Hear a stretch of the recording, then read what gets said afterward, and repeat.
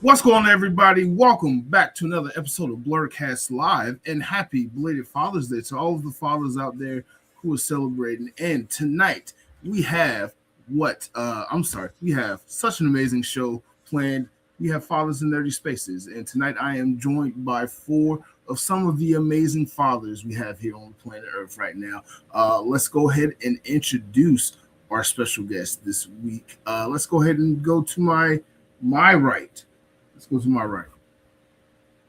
That's you, Myra. See, you. I knew that was going to happen. You was pointing. Oh, yeah. Oh, it's inverted. It's inverted. Okay, I'm sorry.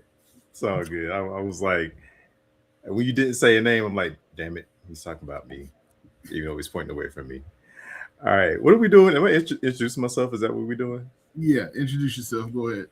All right, what's up, everybody? Myron here, your favorite Smoove Cosplaya, your favorite salsa dancing cosplayer, dad of about 9 years now, but also twice over. Got a 9-year-old daughter, 6-year-old son. Happy father, happy husband, happy geek. IT specialist during the day, voice actor / dance instructor at night, all of that stuff. Perfect. Welcome back. Next. Thanks for having me.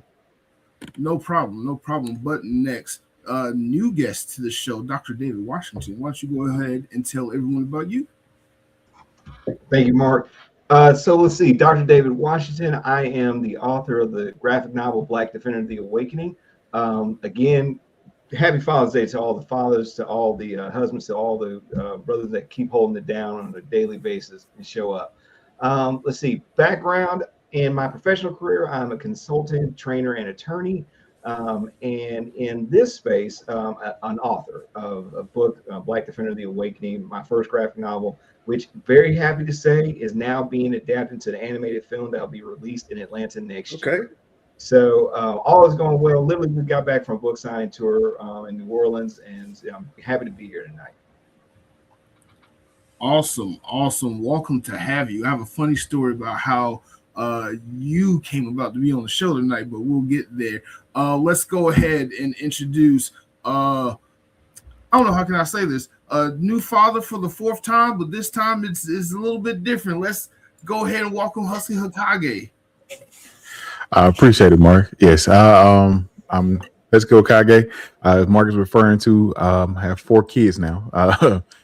3 boys, and we just had our baby girl. So, yeah, first time girl dad here. But yeah, I am a streamer, content creator, gaming discussionist, as I like to say.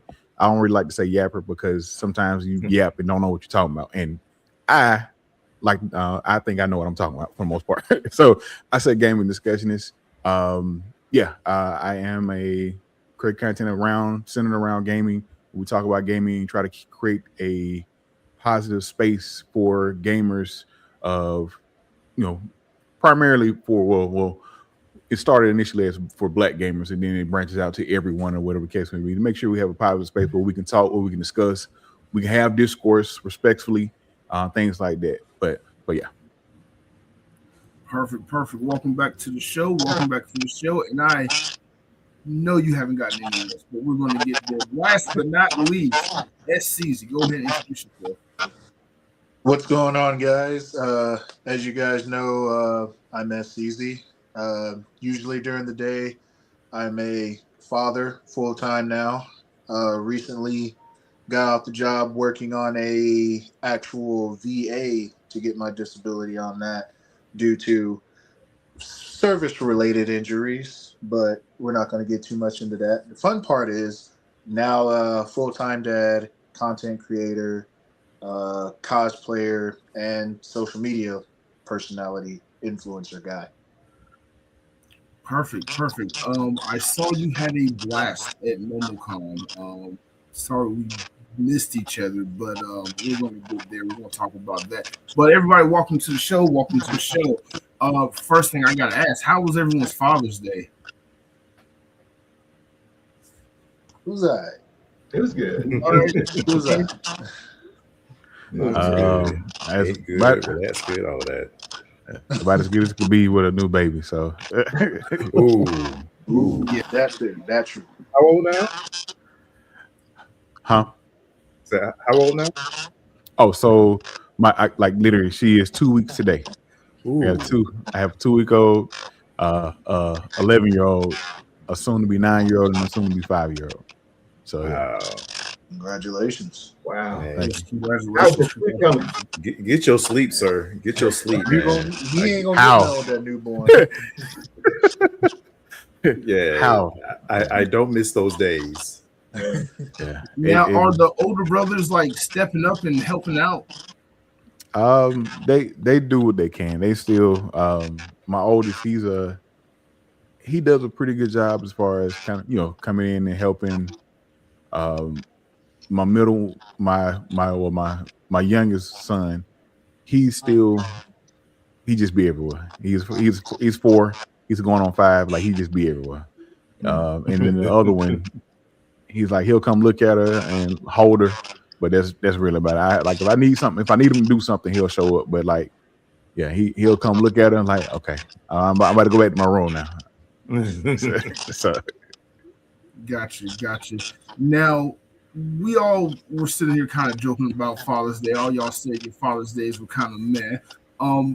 While preparing for this episode, I happened to see on social media, yet again, one of the trends of this year's Father's Day is the disparity between Father's Day and Mother's Day. So, as fathers, because I'm sure all y'all have wives and mothers who got treated out to dinner and got gifts and roses and flowers and X, Y, and Z. And if you didn't do it, you'll never hear the end of it. But when it comes to you all, when it comes to Father's Day, you get a cake, you might get a tie, you might get a day off.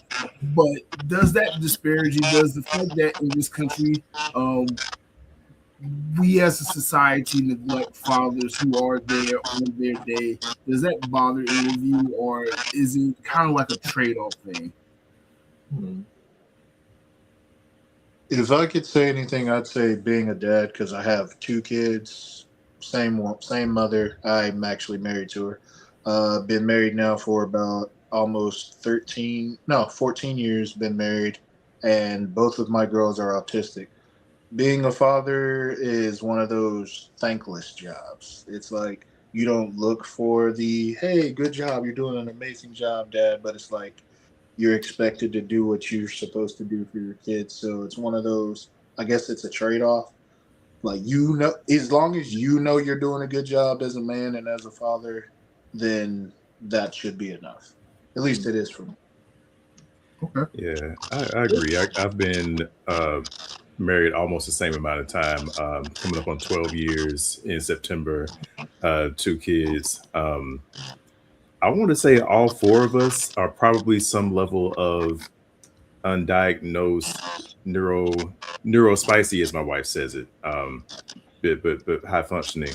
But yeah, like my wife always appreciates me, and as I do her. Like, we do the same thing for each other on Mother's Day, Father's Day, and on birthdays. We'll ask the other person, hey, how do you want to celebrate Mother's Day? How do you want to celebrate your birthday? How do you want to celebrate Father's Day? How do you want to celebrate your birthday?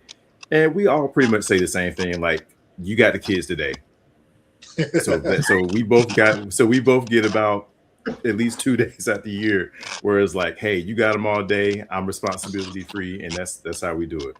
And so yeah, we do it for each other. For those of y'all in the crowd who might be like, what do you do for her? Yes, we do it for each other.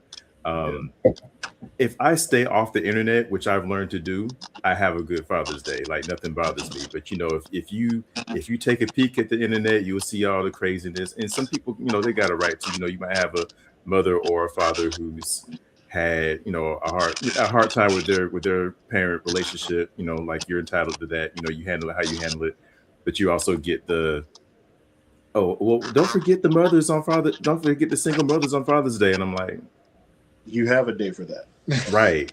Like, go shout out to all single parents, single mothers, single fathers, single whoever. Y'all deserve all the credit in the world. Also, that's your day. This is ours. Like, we already don't get enough credit. Those of us who do what we're supposed to do. Yes, we're supposed to do it. Also, you should be grateful for the people. Like, we try saying that for a mother. Try saying, "Oh, well, you're supposed to do that." That ain't gonna fly, is it? Right. So, and it's not saying, we're not asking for a prize. No, you're not asking for a cookie. You're not asking for a prize. You're just saying, "Hey, just thank you, thank you." Those are really easy words to say, but yet some people feel like me saying thank you just now. I didn't feel any pain.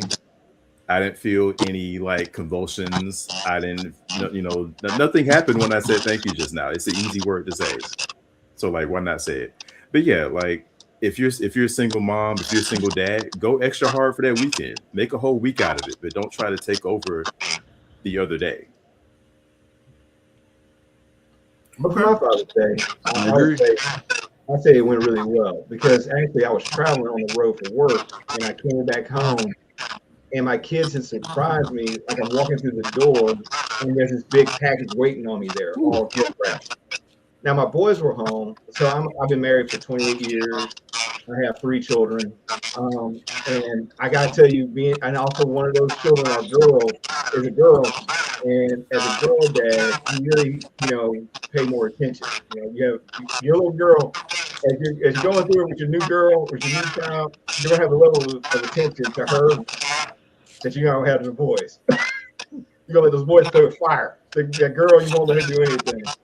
But no, when I came in with mine, it was nice because when I came through the front door after being on the road and working and literally getting in this morning and seeing that everything was already set up. My boys reached out to me early. So I had my girl with me on the trip and my wife with me. So they were there with me as well. So my boys reached back and they're like, "Hey, Dad, happy Father's Day. Thank you for everything you do." I can't complain with that one. So for me, that really was the highlight of the day because I was able to see them and they were able to engage with them.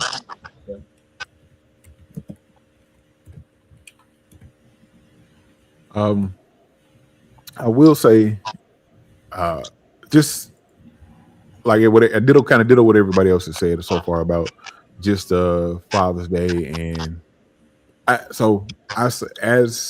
my wife, we'll be married 10 years in July, on July 7th, and I have to say my wife we appreciate each other, so she makes sure I feel appreciated, whether it's my birthday, whether it's Father's Day, or whether it's just whenever. And I try and I do my best to make sure I do the same thing for her. And I do, like Smoove just said about staying off the internet. You do have to stay off the internet because it'll lead you to believe that men don't like women, women don't like men, and all the other stuff that in between. So, and that's why I tell people, like, you can't believe what it go by with something. Now, granted, you're gonna have your outliers where you have some people like kind of bring it. Well, I'm gonna tell my mama happy Father's Day because she was the one. Listen, you're gonna have those people, and I've learned a long time ago. You don't go back and forth with people on, especially people like that in conversations like that. Long as you're getting appreciation from the person you're with. I've been a dad for going on like 11 years now, and as long as you get appreciation from the person that you're with, I've learned that's all that matters. So, and I'm thankful I have a wife that makes sure I feel appreciated, and my kids as well. My oldest, my kids are huggers, so they're gonna when I come home, whatever. If I could be sitting here playing a game, they'll come over and they'll just hug me because that's how they are. So, but my kids, they'll say when it's on birthday, when it's Father's Day, whatever, "Thank you, Dad," or "Dad, we love you," stuff like that. So, and I always feel appreciated and feel loved because of my boys. And like I say, I'm a hugger, so I do the same thing for them. Like I'll just, we'll be playing and I'll mess around and just grab them, give them a bear hug, stuff like that. So my kids do it honestly, and they get it honest. So, but yeah, I definitely, I hate that not everybody gets that same attention because I think Ali Sadiq, I love Ali Sadiq. He mentioned one of his stand-ups, he was talking about how Father's Day is like the least or like one of the worst holidays because we get neglected or we don't get the appreciation that we need as fathers. I think he was like the most celebrated. I think it's number 20 on the list of the most celebrated holidays. Father's Day was like number 20. I think Mother's Day was like number 6, something else. So, or number 2, it was like Christmas and then Mother's Day. But Father's Day was always down at the bottom. He was like, how we get neglected. But like I said, for those that don't get it, I kind of feel for them. But for those that do get it, you get that appreciation. And like I said, some of us can deal, go along with just a thank you, like Smoove said, just a thank you. Like we understand that this is our job, but a thank you goes a long way. Perfect. So I apologize everybody for the audio issues we're having during the show. I think what we're going to do is we're going to keep everybody muted except the person speaking, and I will just call everybody out to speak, and the guy in the chair will unmute you, and we'll just go from there. So that way we try to have better audio clarity. But for the audience watching, I do apologize for that. But I'd like to start off with my next question. Again, everybody had very valid points to say, but it was a little hard to hear some of y'all answers. But my next question, I'm going to start with Dr. David Washington, since he is the newbie to the show. Raising the next generation of nerds, is that something that you actively think about as a parent? Do you actively try to make your children nerdy, or do you let them develop on their own and see if they adapt to nerd culture like how we all are? Well, that my kids actually were what brought me into this environment. This was not my environment initially. The reason why I even got into this, and this again, this is a father's love, right? My children loved comics, right? They love comics.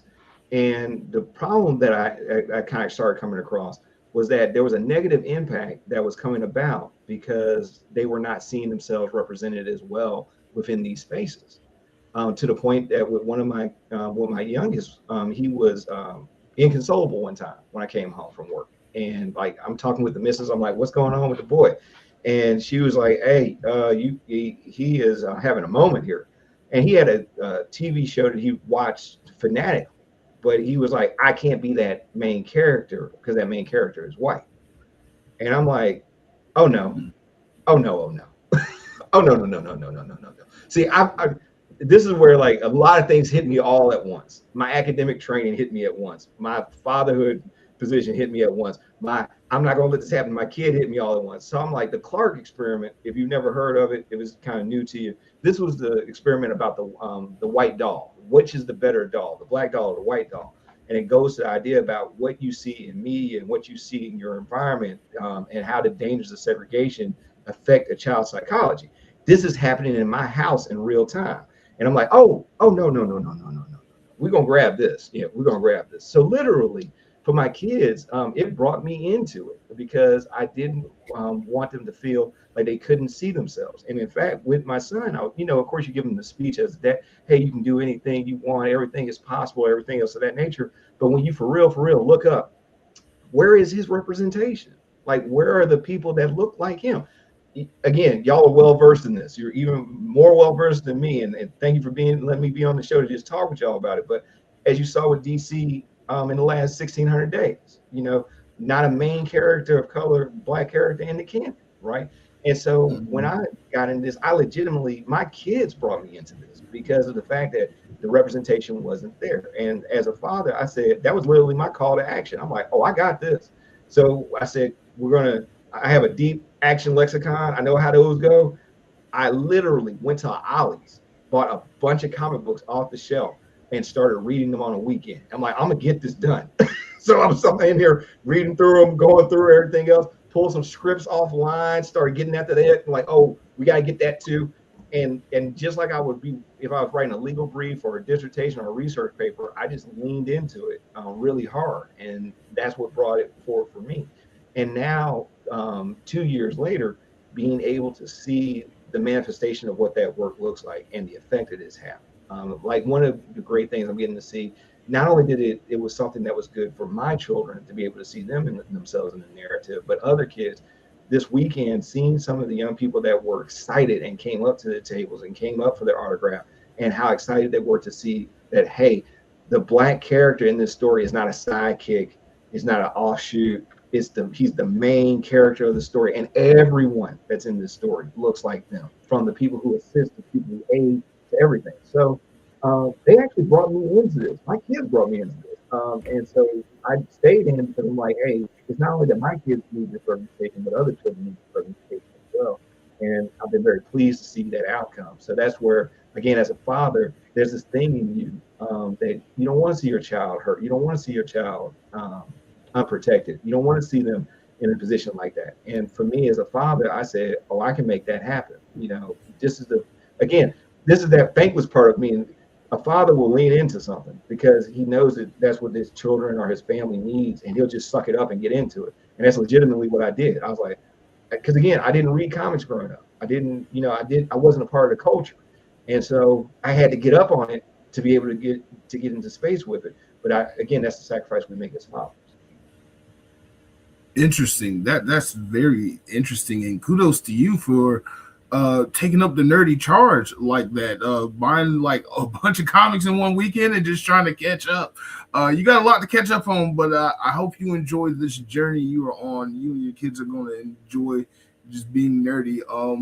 Smoove Cosplaya, I want to ask you the same question. I'm going to ask everybody the same question, but I want to go with you, Smoove, because you and your kids go to cons together in cosplay, and y'all just look like a happy, adorable family.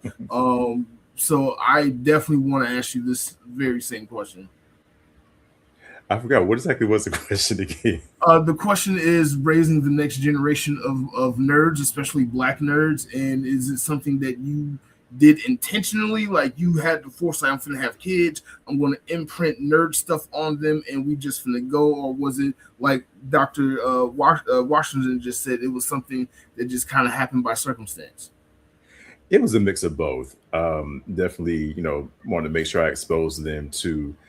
It was more of exposing them to things as opposed to forcing it on them. So I wanted to. Of course, they're gonna see all my nerdy shit, right? They got the Transformers and the. I'm not going to show it because every time I turn my camera towards it, my camera shuts off. Old computer. But yeah, got a couple of Transformer shows. Of course, got the comics over there. Got the buckets over there. So they're going to get exposed to everything, but I also want to give them the space to find their own way. So there's certain things they've taken to. They both love X-Men like me. They love Transformers, the originals. I haven't shown them anything Michael Bay yet. I'm just waiting to see the reaction once they see how they look, because especially my daughter, she is going to like her. That's going to happen when she sees how the Bayverse looks. Now, certain things they didn't take to, nothing they hated, but just things they just didn't quite take to. Like they didn't really get into the G.I. Joe like I wanted. They didn't get into. I tried to expose them to my first anime, Robotech. Tried to keep them away from the Bayverse. I tried to expose them to Jim because I figured, hey, that's a little more. I'm trying not to say girl centric and boy centric. We're trying to get away from that, but I suppose them both to it. They both liked it, but they both weren't like, hey, I really want to watch this. It was like, we can take it or leave it. They both love Sailor Moon to the point where even my son, he has a Chibi-Usa keychain. They both loved Avatar. We Last Airbender. Let me be specific about that. We use that to teach them about like we dig into all the lessons with it, like civil rights, genocide, all that kind of stuff, propaganda, all of that. So yeah, I expose them to everything, but we let them have choose their own path with everything. My son is a little more nerdy than geeky. Like we use the terms interchangeably. I still use them interchangeably, even though I think there's a difference. I'm not gonna it's not a hill I'm a die on. I'm not going to correct somebody and say, no, that's geeky, not nerdy. But I like to think nerdy is a little bit more studious. My son a calculator. He considers a calculator a toy. He loves all things space. He would love this background right now if he saw it. He can name all the dwarf planets. I only know one dwarf planet, Pluto. He can name the other 3.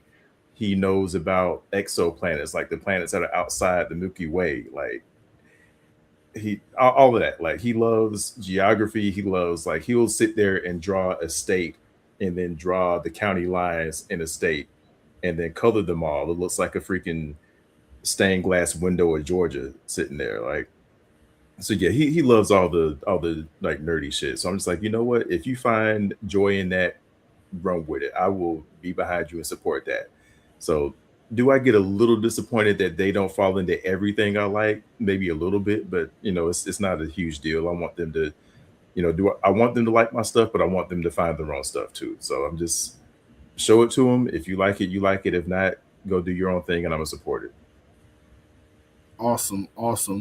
Husky, I know I joked with you on Facebook earlier, but what is Baby Girl's gamer tag? Because I already know you have it set up for her. But again, same question that I've asked everybody. Are you intentionally trying to make your boys and your daughter into gamers, or is it just something you hope that happens? Sorry about that. So I'm not intentionally trying. Well, it's like was it about osmosis? What they say about osmosis? Because like if you can't see my background, but like literally I have a shelf behind me, and all you see is Transformers. I'm a Beast Wars guy, but Transformers, There you go. Power Rangers, well, stuff like that. Like I'm a complete junkie, and of course gaming is up there as well. Now my kids, they love comics. My oldest son was, I forgot exactly how, I can't remember exactly his age. It slips my mind right now. But when Black Panther first came out, and it was on Netflix when it first came out, when it first got to Netflix, he watched it every single day for like a year, just about. Like, he loved Black Panther. He went as Black Panther for like Halloween for like almost 4 years in a row. And just so growing up, comics was one of my first things I got into. Anime is another one. Like all of them, comics, anime, and gaming all clicked for me around the same time. And seeing my kids get into some of the stuff or enjoy some of the things that I grew up enjoying, the fact that he had, they have actual representation, a little bit more representation now in the comics, as far as like for people like they look like us. Like he said, his was Black Panther. My middle son, my youngest son love Spider-Man, specifically Miles, of course, but they enjoy all of them, but they love Miles Morales Spider-Man. Like, and my youngest one, which is a little crazy, he's more like my oldest ones. They'll play their game. I'll be trying to get them to play other games outside of Fortnite and 2K and stuff like that, because granted, I used to do that, but I don't play just those type of games. I play everything, and I try to get them to just expand they focus on that. They play Fortnite, they play 2K, they play rest. They do those. They like their sports games right now, which is fine. And I figure I got more time as they get a little older, and it's like they're gonna be intrigued to want to play some of the stuff they see me play, because like I said, they don't see me just play one type of game. They see me play a little bit of everything. So I'm hoping that they'll want to play more. They'll like my middle one, he'll come in, which is one of my middle ones now because I got 4, but he'll come in and he'll sit and watch me play. Like if I'm playing Black Myth, Wukong, or if I'm playing something, like he'll come in and kind of just sit and see what I'm playing and just kind of look to see what's going on or what I'm, and I love that. My youngest son, it's so funny because he'll watch some of the other stuff. Like I said, they some of just my nerdum stuff, like Turtles, love Teenage Mutant Turtles. Like my sons now, especially my middle one and my 2 middle ones, they love Turtles. They love the Turtles. They'll watch it. And I love how my youngest one now is, he'll kind of just stumble upon stuff organically. Like he'll find it himself. Like he'll be on Netflix and just flicking through the thing, just, ooh, what's this? And he'll watch it. He'll check that out. So the only thing I regret, or not regret, the only thing I haven't got them to stick yet is anime. I'm still working on trying to get them hooked on some anime. I tried Naruto, tried My Hero, can't get them to absorb. Now my oldest 2, now my youngest one, I think I may be able to get him to pick it up before those other ones, especially if I can get him to sit down and watch My Hero with me. But yeah, I like I said, I didn't necessarily start out like that. I just wanted my kids to be as we're all black fathers, and I'm not sure if everybody have boys, but I just want my kids, especially my sons, to be good people, kind, Yeah. and and just be smart enough and be kind and be intelligent, and not be out here to be, I hate to say, a nuisance or a problem. Like, I didn't want them to be just that. I've seen that myself. I grew up around people like that, so my goal was just to make sure they were kind and good people, and whatever you want to say. I don't really like saying productive member of society, because that it's something that really bothers me with that. But just that, as long as they were kind and they were good people and they took care of each other, that's my main thing for them. But and anything else that gets sprinkled in and added on, the good stuff, like some of my stuff, because I tell them all the time, I don't want you to be like me. I want you to be better than me. My goal is for you to be greater than I. I always end them whenever I'm leaving them or whatever, I'm dropping them off, and I've been doing this since they have been here. Whenever I drop them off at school or leave them where they leave to go to school, my last word is be great.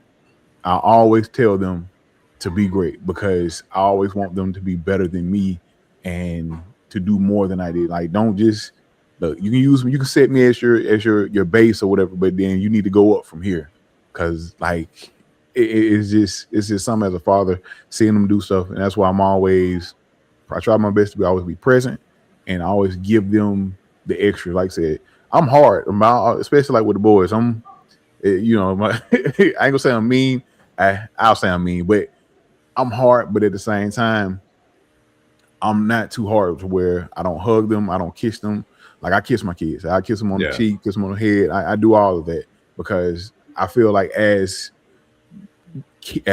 raising boys, you also need to show them, your emotions, show them that you can be, maybe not soft, but be, gentle, and show them that you can, do all of that. So, but yeah, I try to give them the nerd stuff too. They'll absorb some of it, and some stuff it rolls off. But like I said, we're still working on the anime. But yeah, and as far as the gamer tag for her, we're still, I'm waiting. We go wait. Because we changed the theme up.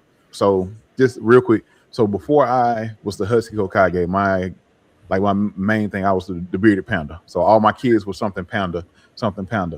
And since I've changed mine, I let the kids kind of change theirs, and they have their own, kind of do their own now. Everything like their kingness. My oldest is King Boogie, which is his nickname, King Dude, and then my other one, like, so all my kids got different nicknames, but they changed that, so that's what their gamer tags are now. And it's so funny to see, like, I want, can we do this? Can I change mine? Because like I said, for the longest he was Boogie Panda, and now he wanted to be King Boogie. I was like, okay, that's what you want, man. And then as soon as he did it, my middle one was like, can I change mine too? Sure, whatever you want, man. So it was funny seeing them kind of organically want to change or get their own names or what have you. But yeah. Perfect. S.Ceezy, you want to go ahead and answer that question, then we can move on to the next one. Sure, by all means. Basically, what goes on in my house is, since I have two girls, I don't really have I'm a girl dad, so trying to, I guess, in place more boy stuff rather than girl stuff. I pretty much just let them do what feels right to them. In retrospect of my oldest, she's really into horror themed stuff. So whether it's Poppy's Playtime, Bendy and the Ink Machine, like, as soon as she saw Bendy, she fell in love with it. Recently, she's really gotten into Five Nights at Freddy's with me, which is pretty much one of the main reasons why I do this as much as I do now.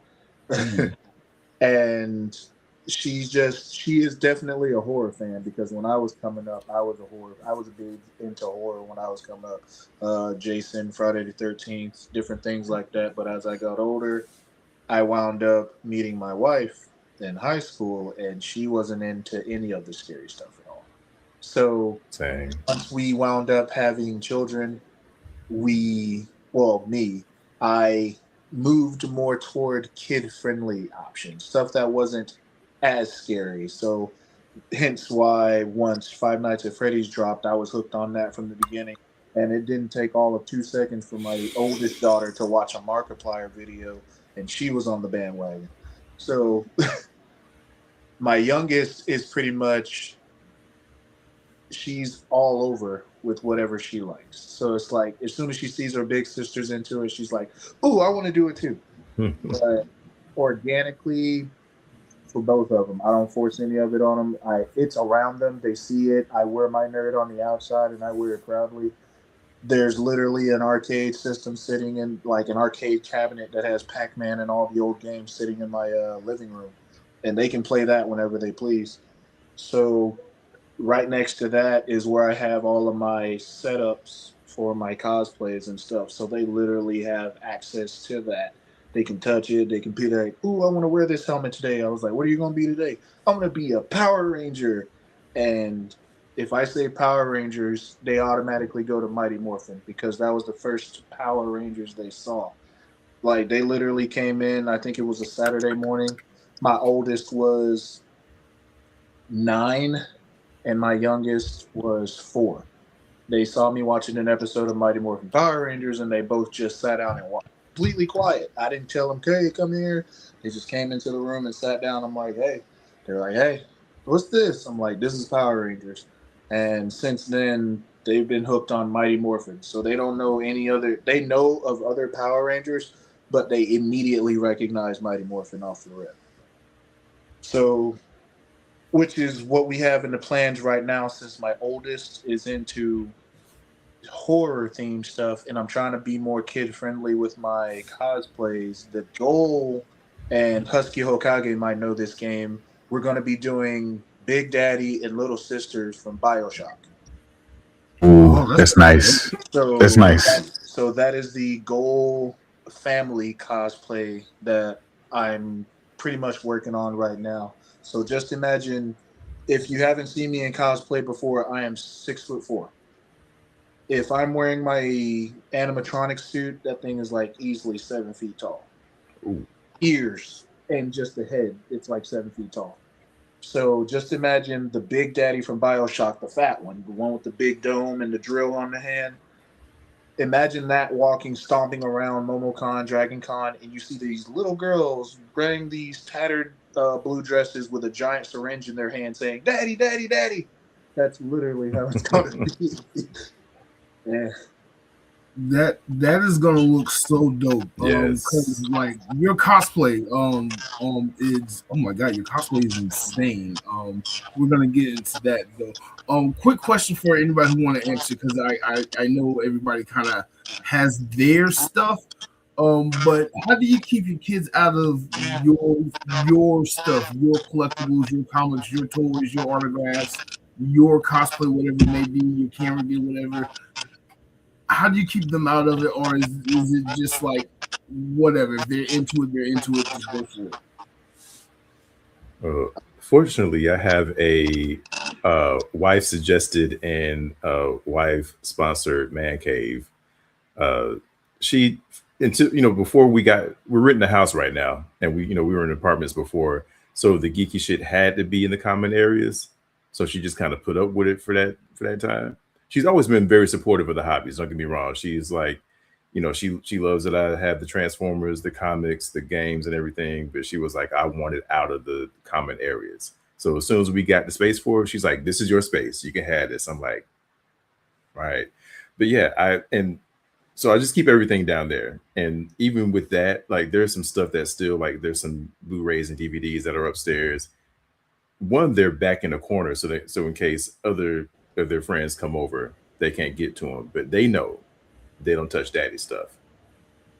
So and they know to tell their friends, "No, don't touch that." The Transformers are in a glass case.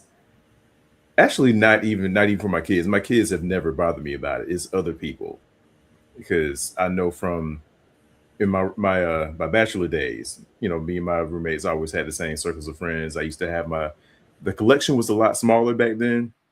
I used to keep everything out in the living room. They'd be sitting on the shelf. They'd be sitting on the speaker, on something else or whatever.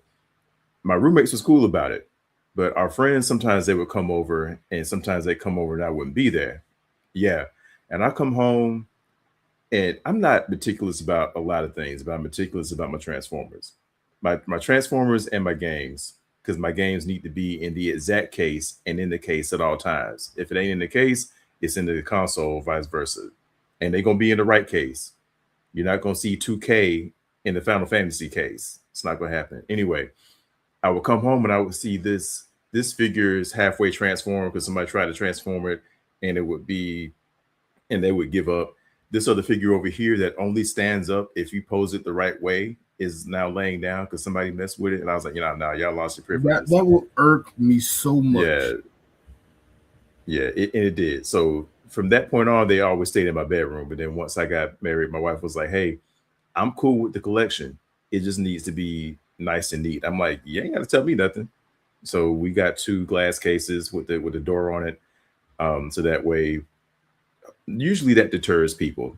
Maybe once or twice I've had somebody's kid try to get in, but of course that's enough time for me to stop them because it's not easy to get into it. You kind of have to reach the top of it and pull, like there's like a little hook there. You got to pull to open it there. But yeah, the kids are fine. The kids know they know not to touch daddy's stuff. They know not to touch daddy's food on his plate, all of that. Oh yeah, I said them straight early with that one. I was like, nah, y'all ate already. I usually sit them down to eat, and then I eat so I can have some peace. Then like, well, Daddy can have nope. Y'all ate already. Daddy ain't ate yet. Stay off my plate. Okay. Anybody else want to answer that?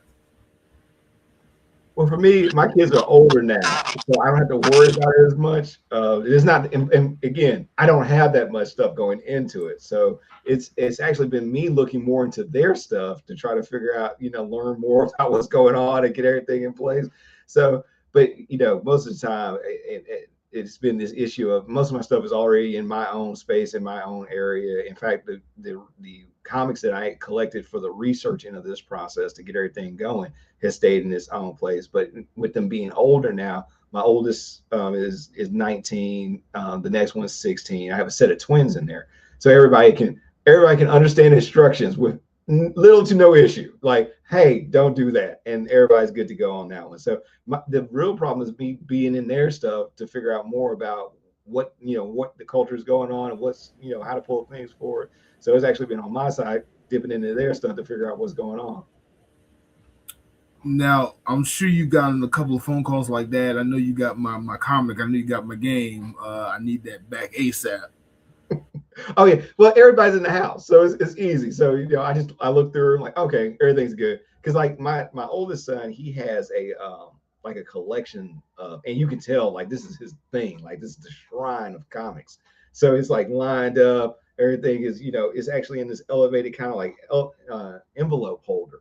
And so I can look and pull through his stuff, but I'm very mindful. Like that's kind of like the thing he really cares about. So I'm like, yeah, don't mess with that. Don't mess it up. That's his thing. So just go through, look through, like, hey, is this it? And then look at that and go forward from there. But most of the time, yeah, that's pretty much it. Because like with them, they have most of the stuff in their room and they have most of the stuff in their environment.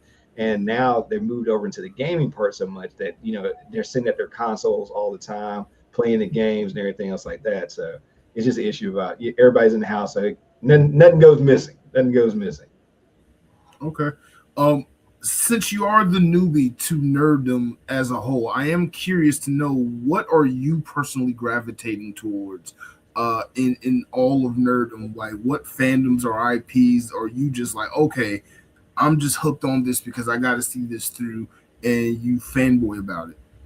There's one, like there's a couple characters that stand out really well for me. One of them, particular favorite, Mr. Terrific, doesn't get enough love. So like the reason why I like Mr. Terrific is I really can identify with a lot of his background. I can really identify with him as a character, right? And so that was one thing for me. And one of the things I hated is, unfortunately, he just doesn't have a very long run. There's not a lot of material coming forward for him as a character. So for that was one of the big ones. For me, I had to do a lot of reading around. So I kind of started reading just like different things, read Invincible, went through, the Watchmen, different ones, just trying to get that feel for the style of engagement.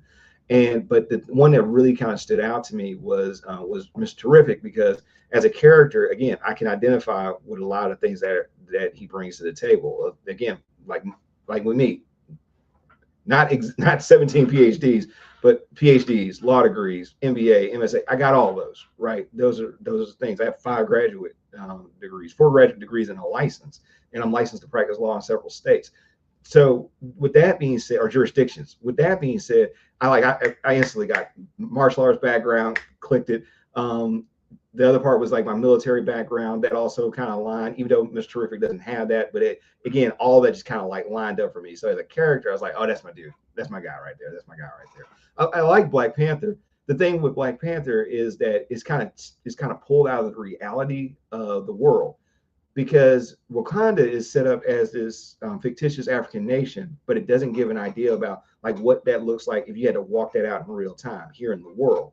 And that's why I kind of gravitate more with Terrific, because the idea behind Terrific is somewhat working within a real world. And it's kind of reason with Black Defender why that works for me as a writer, because when you read Black Defender, a lot of it is gravitated within the real world and within the real environment, and that these things are true. And so that kind of influenced me in the writing process. It influenced me in my reading process, because I found that those I gravitate more toward those that are kind of close to continuity of real life, because I think, and this is really important, comics narratives, the ability of imagination can help to spark better dialogues in the real world if done correctly.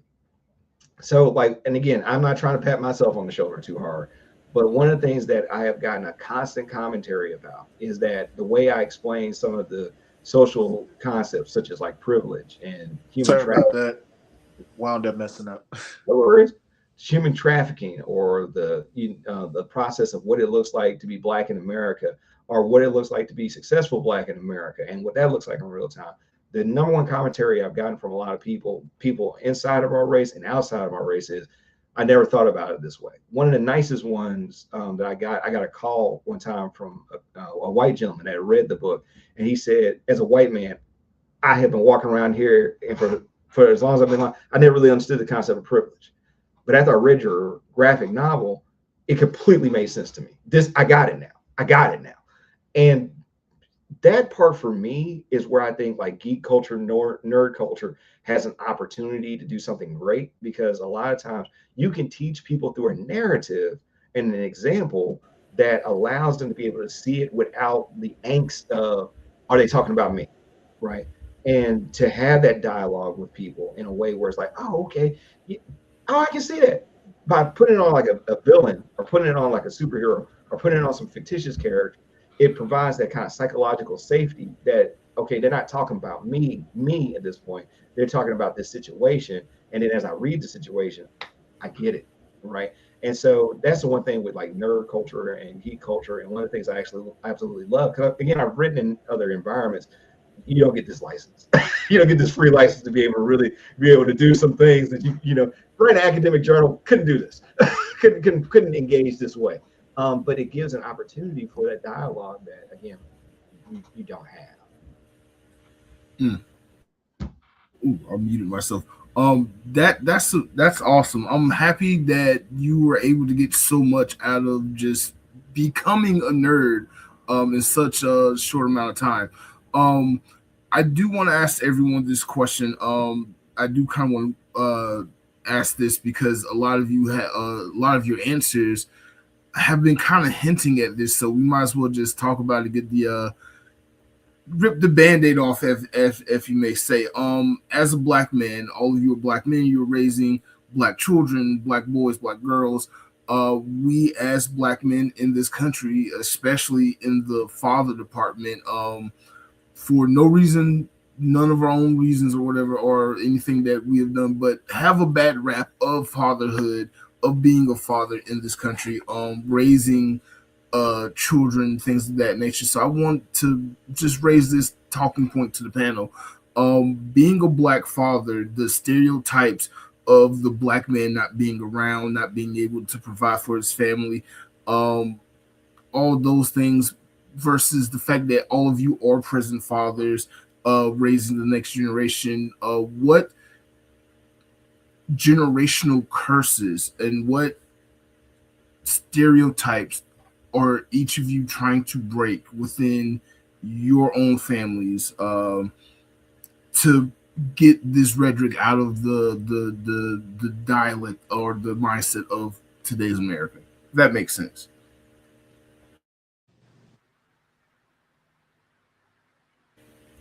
Dr. Washington, why don't you go for it?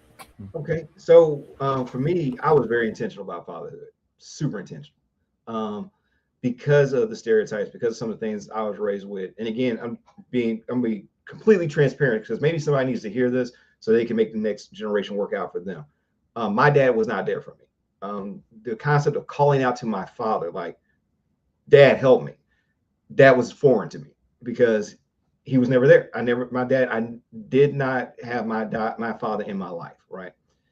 So one of the things I made a decision about as a young man when I was going through was I'm going to do a couple of things a little differently so that the next person that comes by and that the next person that comes in, they're not going to have this issue, right? They're not going to have this issue. So one of the things I did, I became extremely intentional about fatherhood, family engagements, everything. So I set out a set of rules for myself as a man moving forward to how I was going to operate. I'm going to be married to the same woman I had these kids with. Get out of it. Job one. Let's get that out the way. We're going to be married. Before we have these kids, we're going to have a setup and a lifestyle that allows those children to flourish. We're going to give them an environment where they can be safe, they can grow up happy, and they can grow up whole. And so one of the things that I ended up doing, I focused on that, getting into it. I can say, I'm very happy to be able to say this. Some of y'all, you're getting in there, you're getting up to those years, which is awesome. I've been married now for 28 years, right? 28 years. In August will be 28 years of rolling this forward. One of the things I wanted to do with my wife is I wanted my children to know my name, be there with their father, know his presence, know his protection, know what that feels like. And I can safely say that has all happened. But that was really an issue about intentionality. But here's a bit of a thing with the fatherhood thing among Black fathers. Though the marketing says that Black fathers are not present, the research doesn't bear that out. Black fathers show up more frequently in their lives of their children. It's just that this narrative is sensationalized, and it's something that draws eyeballs to it. Because if you look at most of the research around Black fathers and Black fatherhood, Black fathers show up a lot in their children's lives, and Black fathers do a lot of things in their lives. Yes, we do have Black fathers that negate their responsibility and they take a left. But we also have an overwhelming amount of Black fathers that show up for their children, that are there for their children, that make sure that their children are attended to, that are in the home with their children, that give their children baths, that feed their children. I remember when I was going through all this, when we brought the children into this world, I said, I'm going to feed them. I'm going to change them. I'm going to be here with them. I made an intentional decision to say we were going to do this as fathers because I did not want to be a couple things. This is another part. I didn't want to be a person that just provided a paycheck and didn't do anything with them kids. It was, for me, an issue of intentionality to make sure that we go in place. But I do believe sometimes within the course of the media, because that's what grabs eyeballs, it's advantageous to keep that narrative alive that Black fathers are deadbeats. Because again, it helps to move a narrative forward that is not necessarily the reality. Because one of the things most of the people in my circle and network, like most of these, like all of you brothers on this call right now, y'all are present. You there. You with the child. You with the wife. You with everybody here. How can that be? Right? Because again, if you let the media tell us, none of us on this call would have made that outcome. But here you have four or five Black fathers that are now in play, and all of them are active in their lives, right? And we all come from different walks of life. So for me, it was an issue of intentionality. That was one of my biggest things. Be intentional about fatherhood. Be intentional about being a husband, because again, you and your wife. Again, this is just a little my kind of philosophy on it. Y'all are a team, right? You're a team. We are working together to try to raise that next generation of individuals that are coming forward. And so my wife and I, we work as a team, as a cooperative to get those children where they need to go. Because here's the thing. I agree. I forget who said it, and please forgive me for this because I wanted to make sure to give you the credit on this. I think it was Husky. I think you said this, Husky. I do want them to be greater than me. I do want them to be greater than me.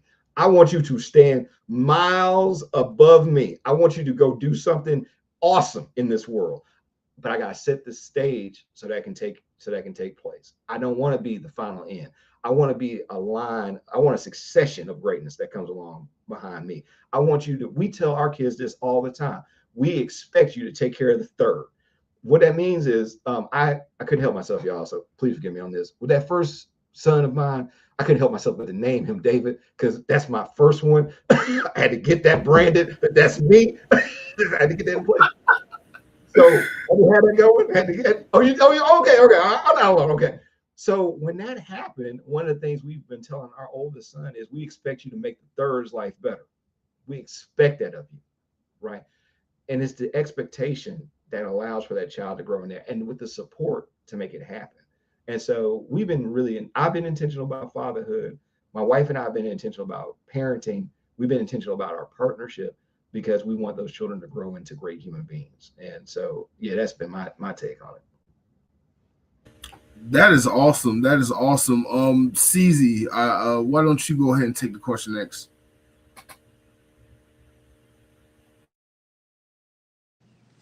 I just need help. Can you tell me what was the question again? The question is, as a Black father, how are you breaking stereotypes and generational curses within your own family? Well, basically, one of the main stereotypes that we've had, or at least in my family, is that there have been either fathers who were wishy-washy, which was like they were there, they weren't there, and then there are those that were in my family that weren't there at all. Like they literally have left the moms high and dry. And I've seen more than enough, more than my fair share of that happening both in my family and in my community. So, me being me, I pretty much made it a vow to be there for my children. I don't care what it is, what it takes, or what needs to happen. If I need to take time off in that retrospect so that I may be able to be there and be attentive, because it really bothered me a lot when I had my first kid, which my first kid was Kiara. She's 11. She'll be turning 11 in July. And it bothered me a lot that during her time as a baby, I was in the service. And during that time period, they had us going out to the field a lot. We usually did a lot of training rotations. So I was gone for weeks to months at a time, depending on what we were doing. And I was active duty in the Army. So I pretty much got to a certain point where I was like, I'm away from home a lot more than I would prefer to be. And I'm missing a lot of her milestones as she's getting older. So pretty much once she got toward the age, I want to say 6. No. She was about 5. Yeah, she was about 6 years old when I said, I'm pretty much getting out of the military so that I can be an attentive father, so that I could be there to showcase what it means to have a responsible male in your life, a father figure, someone who's supposed to be there, someone you could actually call dad. This is my dad. Like, you'll hear a lot of people be like, that's my father, which is a form of respect. But when you hear it from certain people, it's like, okay, you know this person, but you know of this person, but you don't know this person. And my goal is to have my children actually know me instead of knowing of me.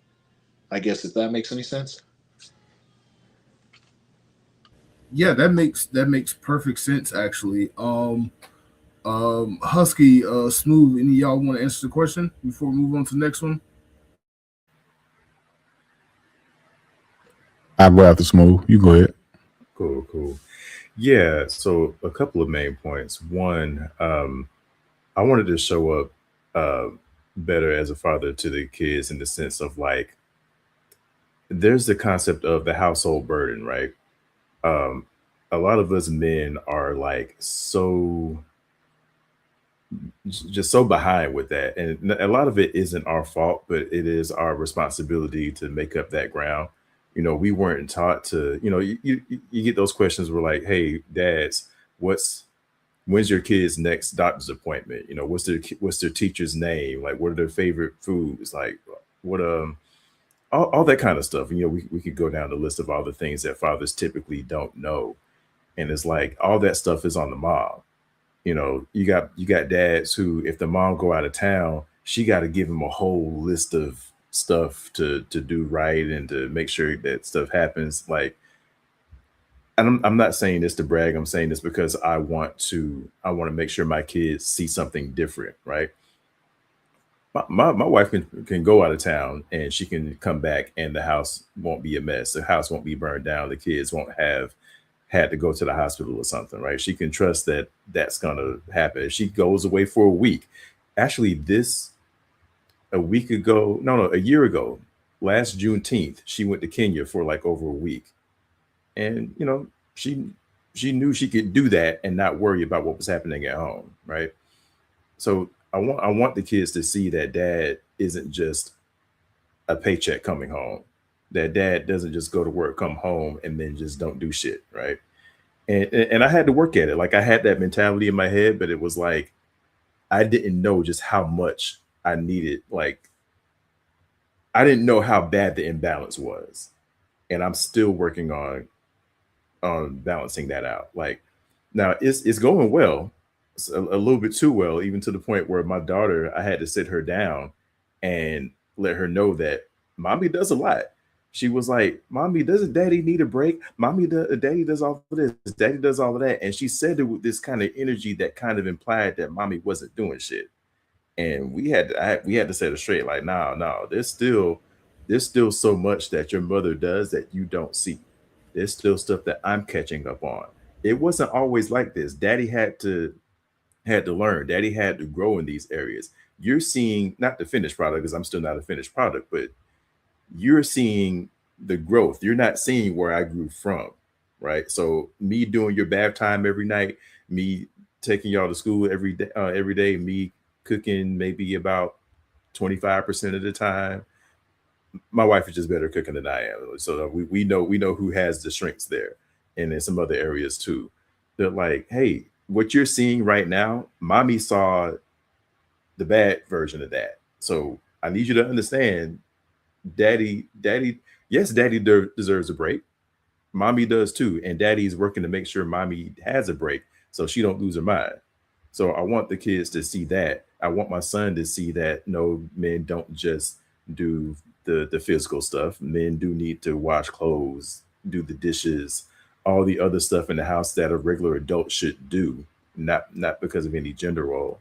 So wanted to break that generational curse. Also, both my wife and I are like, hey, we don't want to be the reason either of our kids have to go to therapy.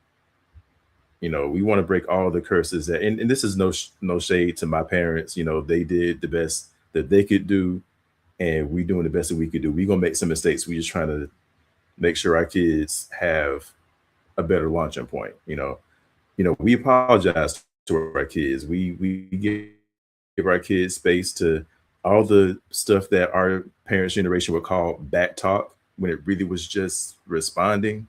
We want to give them space for that. You can express yourself in a respectful way, whereas our parents said any kind of expression was disrespectful. I could keep going on and on. I ain't gonna go down the list, but like that's the kind of stuff we want to give to our kids. We want to make sure that they are emotionally well. We want to make sure that they see that their parents is human. We want to see that they can be held accountable. Like I tell my kids when I fuck up, and I apologize to them, and every single time they just come and give me a hug, and I'm like, I don't deserve y'all. I appreciate y'all understanding. That we have our moments, but I'm like, I'm losing my thoughts at this moment. But y'all get the point. That's the kind of stuff we try to break in this house. Gotcha. Husky, anything you want to add? Like Smoove and the other gentlemen were saying, just make sure I was being present. Now, my mother and my father were not together, but like my dad was there. He would show up. While I am named after my father, I don't have his full name, so like I don't have his middle name, which is crazy. Like his middle name is something else, so I have a different middle name. But my son, my oldest, like Dr. Washington was saying, like he's the second. My son is the second. My wife, we compromised. I wanted the junior. She was like, I don't want to do no junior. I said, well, we'll compromise. We'll come with the second. So my oldest is the second. So we went with that. But but like everyone else, man, I was raised pretty much single parent home. Like I said, once again, not my mother and my father weren't together, so he wasn't in the house with me. But I knew who my father was. We spent time. Like I love my dad to this day. That's my guy. And I tell my kids all the time, like he'll be over here and they'll be jumping on, hey, get off my daddy, man. What's wrong with you? Be jumping on my daddy. You too big to be jumping on my daddy. I mean, I mess with him, but also I give a huge shout out to my uncles as well. Now, although my mom and my father weren't together, I had a good example of men that were married or in relationships or with one woman, or I got to see a lot of that. Whether it was, whether other stuff was going on, but I got to see up front, like I got to see my uncle and aunts together, and that's kind of how I wanted to be. I wanted to, I got to see my uncle who has my cousins. He has 3 daughters. I saw my uncle sit and braid hair and do all the stuff with his little girls. My other uncle who stayed in Atlanta, I spent a lot of summers in Atlanta with my uncle and my aunt there, just because, they didn't have kids. So he would come get me and I would spend summers with him, and I would, see how they would act, how they interact. Like, I love their relationship. They go, like, you would think they'll be arguing, and they're not arguing. That's how they talk. It is so funny. I took when I was in Atlanta for MomoCon, I took one of my cousins by there, and it was his first time meeting him, and he was just, they were talking about something, and I was telling him, I said that's how they talk. They're not arguing or anything. He was like, oh, I said, it was just funny. But I like I said, I was intentionally making sure I wanted to make sure that I was present in my kids' lives. When my kids were born, thankfully I was able to take off some time. Past few times I've been able to take off a little bit more time, but I give baths. I'm the one that gives the baths. Thankfully, my mother growing up, like I said, in the house with my mom, she made sure if stuff go get done, so I know how to wash clothes. I'm showing my kids how to wash clothes. I know how to clean. I do that. I handle the dishes, stuff like that. It ain't just by taking the trash out. I do all the other stuff. I show them how to do the stuff. My wife will tell you, and I'll tell you, I'm the best cook in the house. So, and my wife will tell you that she'll tell you the same exact thing. But my wife is an amazing cook as well. She does, we take turns sometimes with me because I have a lot of other stuff on my plate. So, like you guys said, although the media will spin a tale where we're not present, that is a complete and utter lie. I've seen it myself. And like I'm a coach. I coach my kids. Like my kids have been playing from soccer to basketball to football. I've been in there every step. I train my kids as well. I do all of that. You know what I'm saying? So, and like I said, I want my kids to be greater than me, better than me. I do my best. Like, wow. And I was Smoove saying, he tries to create a space, and I do apologize when I am wrong. I apologize. Now I make my mistakes. I tell my kids all the time, like just like you been here 11 years, I've been a father for 11 years. I'm still learning. We working together. We growing together. You know what I'm saying? I don't know everything. You know what I'm saying? I mess up. And granted, if y'all need to go to therapy, by all means, you go to therapy. You come back and tell me I did something wrong. I'm going to apologize, and we, figure out what we need to do to fix it, to, so we can move forward, because my kids are my world. You know what I'm saying? Like I said, I'm the tough guy. I am the disciplinarian. I'm that, but I'm also, like I said, I'm the one that, hey, let's talk. Let's have a conversation. Especially like, because they tell me all the time, like when I say I'm the disciplinarian for my house and my sister's house. When something go wrong, I'm gonna call your uncle. Like, cause everybody knows, like, listen, hey, if I gotta get involved, you done did something wrong. So, but like it says, my oldest nephew, one of my older nephews, I have him, like, hey, who's going? Hey, didn't I tell you? I want, this all. Hey, what we talked about? Yes, sir. All right. You know what I'm saying? So, and it's the same thing with mine. Like they understand. We if I don't just, I do my best not to just, if I gotta get loud, you know what I'm saying? It's not because it's not my first reaction. It's because we done had conversations. We done talked about this. We done went over. Hey, didn't we had this conversation before? Now I gotta escalate and elevate my voice a little bit more because you decided not to listen or you won't do, but I do my best because one of the best things, or one of the best things, like I said, outside of being a husband, like Dr. Washington was saying, like we're a team. I made sure my boys know that, my wife knows that we are a team first and foremost. Because when these kids leave, it's gonna be just me and you. That at the end of the day, when these kids get old and they grow up and they move out, they get their lives and their wives and husbands, whatever.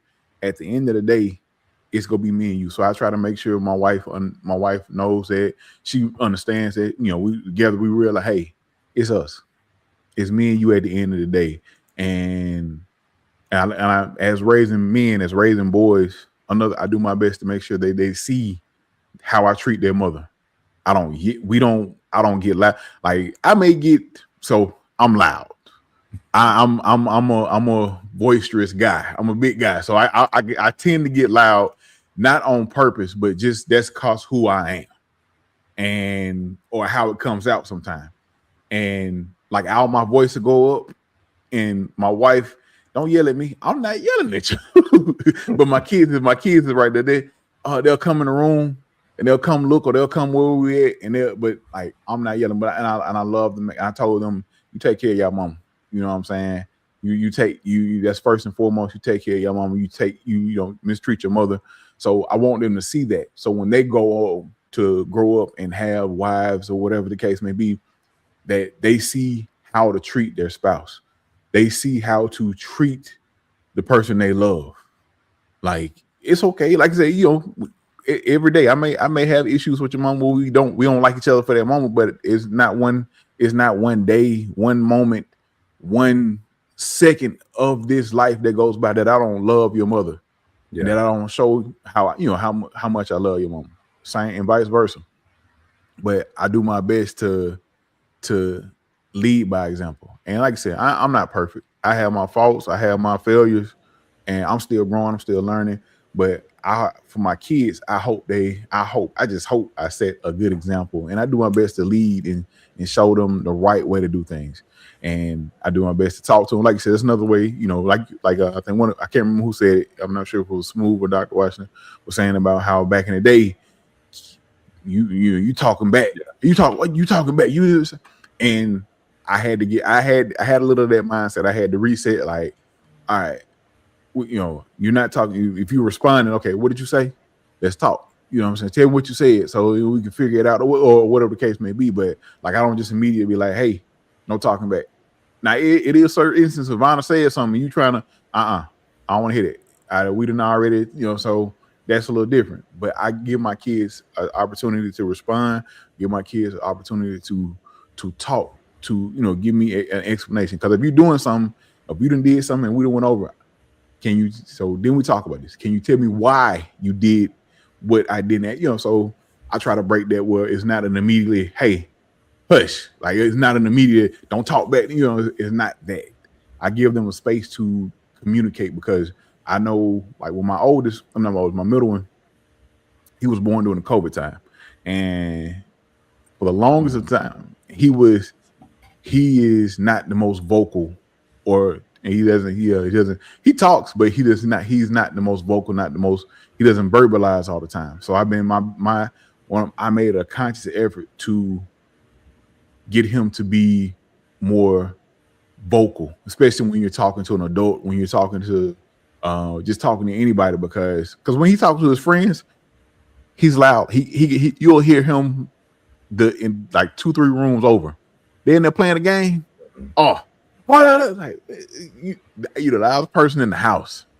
But if I'm talking to you and having a conversation, no, I can't hear you. I need you to open your mouth, make eye contact, look at me, and tell me what you're saying. I need you to talk. So I do little stuff, try to break, because I know how they can, because I was like that growing up. I wasn't the most, when it came to talking to an adult, I would looking down or didn't have the confidence. I do my best to break that curse. Just other little things, but it's a everyday thing. Just trying to do your best to raise these kids to be, like you said, to be good human beings, to be kind, and just be good people at the end of the day.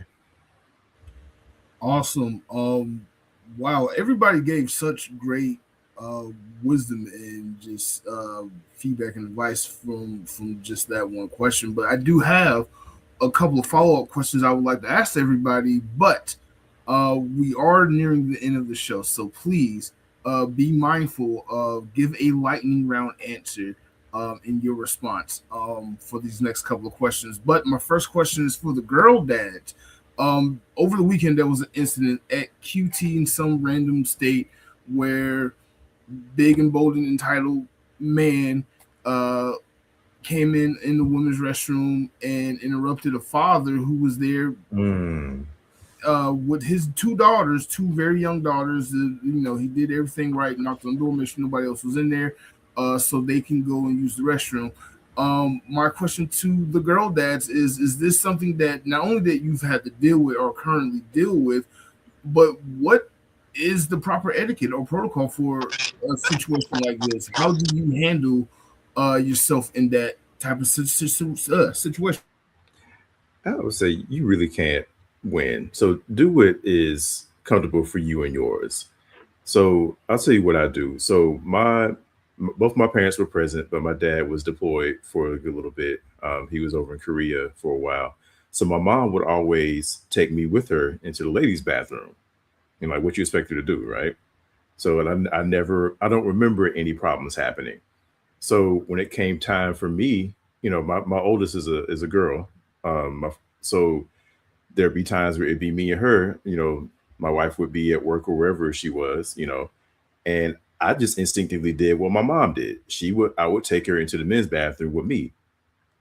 If I stay off the internet, I never would think that was a problem, and it's never been a problem. I wish a ninja would. I wish somebody would say some shit, but apparently, according to the internet, it's not safe to take your daughter into the men's bathroom with you. It's not clean to do it. Now, I tell both my kids, don't touch nothing in the bathroom. Don't touch nothing, you know. But I'm 43 years old. Okay, preface on this. A lot of people are afraid of the kids, especially the girls, seeing a man's junk in the bathroom, right? I'm 43 years old. I don't need all these fingers to count how many times I've accidentally seen another man's junk in a public bathroom. So we just didn't. That y'all might have a different experience than me, but that's just how it's been for me. I don't accidentally see anybody's junk in the bathroom, and so basically, I'm like, you know what? They're gonna be with me. We're gonna wait until a stall is clear, and we're gonna go in there together. And now her brother too. So all three of us, we find the biggest stall we can. We wait till it's empty. We go in there. As long as it ain't just straight up filthy nasty, we do what we gotta do. I put the toilet paper down for her. We work it out. And every time I've been in there, every dad that has been, no, every man that's been in there, they're always respectful. They never give us any problems. I see other girl dads in there too, and we always kind of give that look of, yeah, we know what's going on. So somebody might have a problem with that. Somebody obviously had a problem with the young man who took his daughters into that bathroom. There's somebody who said, oh, well, why don't you just have a woman take your daughters in there with you? Somebody could then say, oh, how are you as a man? Why are you putting the burden of your daughters on some woman you don't know? So you're going to have somebody say something either way. So at the end of the day, as long as you're making sure that you are being safe and you being careful, do what you feel is best. I Um, agree. I agree. It's like you gotta, because there's always going to be someone that comes out with a negative Well, outcome. I'd Yeah. say definitely I would agree with everything that he said in that retrospect. Like there have been times where my wife has not been either around to be able to take them, or she may have been at work or something like Yeah. that. We're in a public space, and my daughter's been like, "Hey, Dad, I got to use the bathroom." So me being the dad that I am, I'm protective of mine. So what I would do is I would walk them to the bathroom. Same thing. I'd walk them to the male's bathroom, wait till a stall is open, make sure it's clean, let them go in by themselves, and I would be the security guy standing in front of the door, making sure that nobody goes in and bothers them. They're old enough now to where they can handle themselves in the bathroom, so once they're done, they'll come out and be like, "All done, Daddy," and be like, "All right, we're gonna go wash our hands and we're gonna leave." Yeah. So pretty much yeah, just a caveat: do what works for you and yours. Don't worry about the internet because the internet's gonna talk about you whether you're doing good, bad, or anything. Dr. David Washington. Yeah, I agree and concur. At the end of the day, you got to do what works. That's one of the key things is that you kind of damned if you do, damned if you don't. So anyway, there's going to be somebody that's going to have something to say. So mine has always been issue of security. What is the safest position for this child to be in, for this girl to be in? So that's where I've always landed with mine. The safest is wherever I am.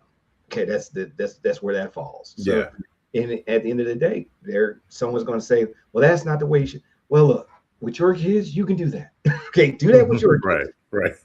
For me and mine, this is the way we're going to go. And one of the things I was fortunate about a lot of times with particularly with my girl, I was very fortunate that in a lot of cases, the environments we were in, I controlled those environments. Like my building, like we're in my building, right? So I could say like, here you go, baby girl, take this key to this private bathroom, go right over here, right? And in that rare instance where I don't control the entire environment, it would be like, okay, we're going to go over here and do what is best. Because ultimately, and I agree, I am very protective of them kids. Like, I don't want something to go south with them children. So I want to put them in the best position where they're safe. So safety first, make sure they feel okay and they're good to go, then I'm good. Perfect. Husky, I just gotta ask you, since you're the only one with the newborn of the bunch, especially with it being a girl, what has this 2 weeks experience been like of just having a girl versus a bunch of boys? And what are you gonna do differently with your daughter that you may not do with your sons per se? It's been pretty interesting so far. My wife will tell you, I always give. So I give all the kids nicknames. Now, whether anybody else uses them, I don't care. But it's gonna be everybody has a nickname for me, and that includes my nieces and nephews as well. Like and like my youngest nephew, his nickname is Buddha.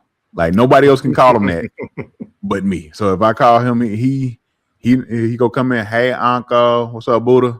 So I've been, it took me a day or so to get her nickname, and I was like, I just went along. I call my wife Sweet. My daughter, I started calling her Sugar. That's my sugar. So, but as far as just growing, I don't know, because like everybody's told, once you have a girl, man, you're gonna become soft in the middle. You're gonna become tissue. So I was like, I've been trying to, I've been trying to I don't know yet. It hasn't come to anything as of yet, but I don't know. So like with my boys, I am a little bit more, of course I'm rough, rougher with them, a little bit more tougher, a little bit more stern when it comes to certain things with them. So I'm gonna see how that holds up when she gets a little older and she can talk and all the other stuff and all the things, and see how stern I can be when it comes to her. So hopefully I can still hold that ground that I have. But you gonna melt, but that's what everybody tells me. But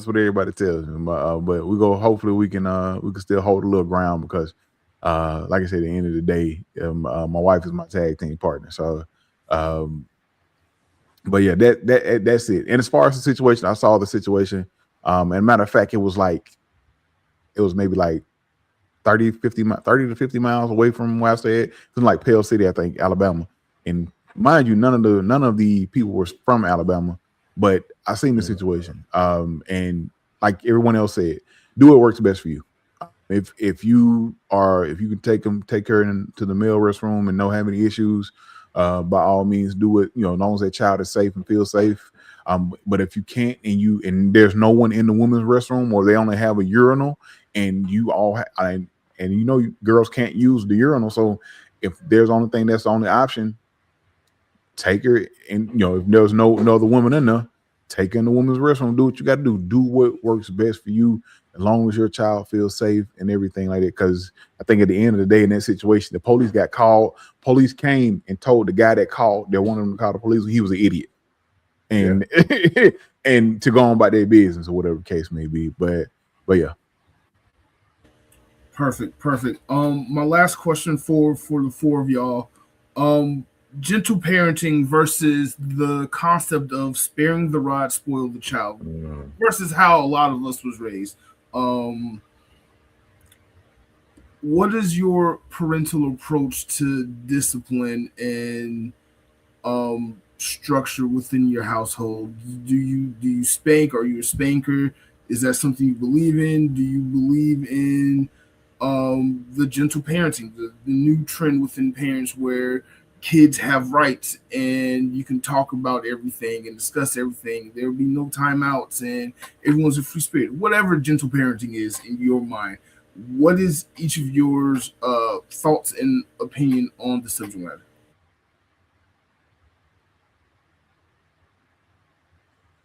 So I don't know. I remember how it was when I was younger coming up, that the whole thing was literally spare the rod, spoil the child.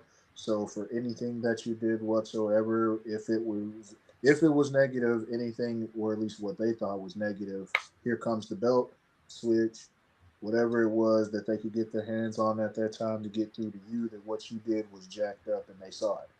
So there was no room for discussion on how to get better or be better. It was, you wrong, I'm gonna get you. And I guess my kids, the way that I approach it when it comes to mine, because I know how I came up in that era. Now, I learned a lot, and I also wanted to do better from how I was raised in that retrospect. I talk to my kids before so that they understand what it is that they did wrong and why they're getting punished for it. So that way there leaves no wondering. And I'm pretty sure in the child's mind at that time, they're like, dang, I wish you would just get it over with. But once they get older, they'll realize that it makes sense that he doesn't like doing this as much as you would think, or you at all, if for that matter. Like, he doesn't like doing this at all. It's something he has to do to get you to understand that where you messed up is where you messed up.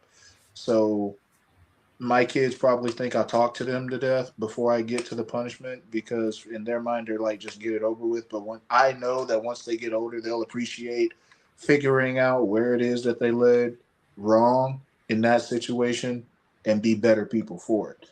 So I open up that dialogue, at least for that little bit. I know what's going on. I know what happened, but I want to know your reasoning behind why you did what you did. Yeah. And that's pretty much where we'll have that caveat, and that's pretty much what's done. So I believe it's a healthy mix of, it's not just gentle parenting, it's not just spare the rod, spoil the child, but it's how you approach each situation, as long as the punishment has to fit the crime, if that makes sense. Okay, perfect. Go ahead, Smoove. I like to call what I do respectful parenting as opposed to gentle parenting. It's really the same thing, but I make that distinction not because they're different, but because so many people out there have this incorrect idea of what gentle parenting is. They hear that you gentle parent or that you don't spank your child, and they automatically make this Super Mario Brothers chasm jump all the way to this other conclusion, that you don't discipline your kids at all, that you let your kids run all over them, that you negotiate. Not what that is. Like, being respectful, like, your kids are whole ass human beings who have feelings and deserve respect just like we do. I never forget one of my coworkers, been a dad a little bit longer than I have. Something he said to me always stuck with me. He said, I don't say anything to my kids that I wouldn't say to another grown adult. Like, why does some grown adult that don't know you get more respect than your child who came from you? So, like, why am I do I still have to reel my temper in sometimes? Yes. None of y'all, Mark, you've never heard me yell. You've always known me to be a pretty cool dude. Yeah, pretty much. That change sometimes when the kids don't be listening. So, I mean, I've spanked my daughter twice, and it has not happened in 7 years. Like, I won't go into the details of how it happened. Like, if we had time, I would, just to show just how much I believe in not doing it anymore.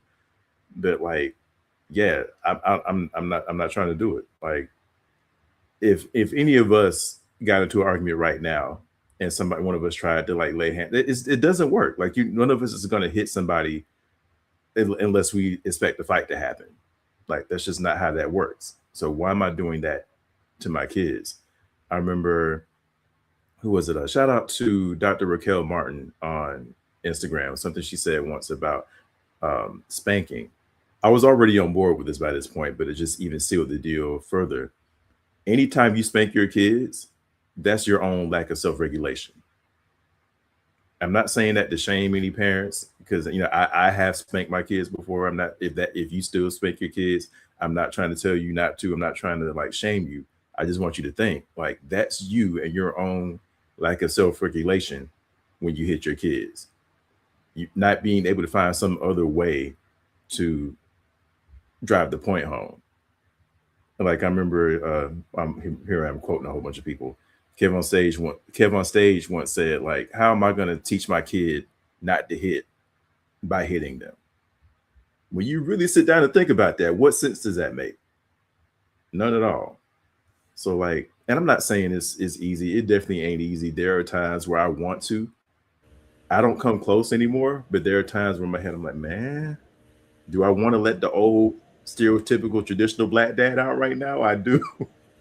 And I still have to reel that in with my voice. Being a respectful parent isn't just not hitting your kids. It's so much more than that. And that's the part I'm still working on. So don't none of y'all out there hear me and think I got all the answers, that I'm a perfect parent. I still got work to do, but I know what the goal is. I want my kids to still have a relationship with me when I get older. We grew up in the I'm your dad, I'm not your friend, I'm your parent, right? Both of my kids, unprompted on their own, have said to me at different points, Daddy, you're my best friend. And I don't take that shit lightly at all, lightly rather. And my response to both of them was, I'm your friend, but I'm your parent first. Because I want that relationship with them, but I also need them to know that I am going to have to be daddy at some point. And I need you to understand that. But also, I'm like, I want you to be able to. So many of our parents say, "Oh, well, why doesn't my kid talk to me anymore? Why don't they come to me?" Do you really have to wonder why we don't come to you? And I don't want to be in that position with them either. Like, I want them to know, hey, dang, I messed up. I need to call daddy. Not, dang, I messed up. I need to hide this from daddy. If we don't give them that space to be honest, to express themselves, they're not going to want to do that. They're not going to feel safe to do that with us now or in the future. That was actually really deep. I wish we had more time to get into that. But Dr. David Washington, why don't you go ahead? I'm a mixed method. When I started out, it was mixed method. And again, my parenting has evolved with the age of those kids, because it's going to have to. And one of the things that kind of helped me was I really did have to analyze each one of my children to find out what was the best method of approach with them. Because here's the thing, each child has a different disposition, and what will work with one will not work with the other one. And I had to like literally figure out for each one of them what was the thing that worked for them. And like with my oldest, it was like, if it don't make dollars, it don't make sense.